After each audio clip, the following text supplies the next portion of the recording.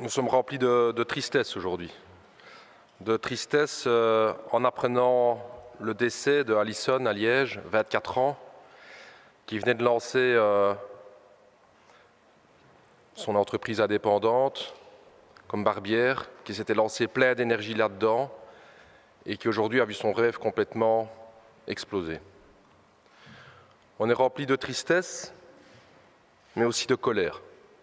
On est rempli de colère. Comment se fait-il que notre société, que notre État ne soit pas capable de protéger ces milliers de travailleurs indépendants qui aujourd'hui sont victimes de la crise du Covid?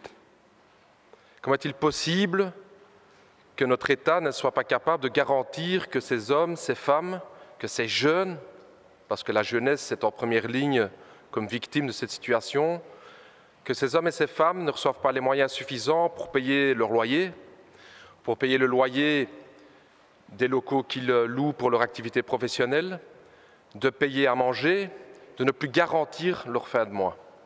Comment est-ce possible que ce défi collectif ne puisse pas être rempli, Monsieur le ministre? Alors, pourtant, les questions sont très concrètes à résoudre, notamment, par exemple, pourquoi on ne donne pas le droit au droit passerelle de manière automatique pour tous ces secteurs dont on a décidé de manière linéaire de fermer. C'était le cas particulièrement dans le secteur de la coiffure. Pourquoi ce droit n'est pas automatique et proactivement aller rechercher? D'autres histoires nous viennent aussi. Je prends celle de Marc Ronvaux, qui est actif à Namur, au Moulin de Solière, qui me dit « Mais Raoul, j'ai 6 000 € de charges par mois. Comment je peux réussir à tenir la fin du mois ?» Les banques me refusent des reports de crédit. Vous imaginez pourquoi? Avec quelle raison? Parce qu'il est dans un secteur à risque. Mais c'est par définition qu'ils sont dans un secteur à risque, vu que justement, ils sont en danger économique. Donc c'est quand même fou d'entendre les banques utiliser ce type d'argument-là. Donc j'ai envie de vous dire, Monsieur le ministre, quand allez-vous intervenir pour obliger les banques à aider ces secteurs qui aujourd'hui ne vont pas survivre à cette crise? Il faut une réponse, Monsieur le Premier ministre.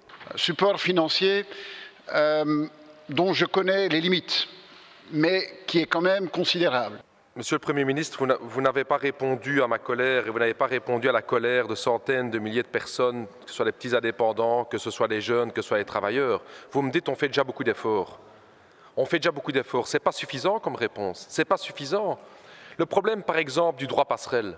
Je vous ai fait une proposition concrète maintenant. Il y a des secteurs où on devrait rendre ça automatique, proactivement, aller protéger les gens, aller au contact des gens. L'État a une responsabilité de protéger tous ces gens qui aujourd'hui sont occupés avec une seule chose, c'est survivre. C'est survivre dans la misère, c'est survivre avec leur boîte.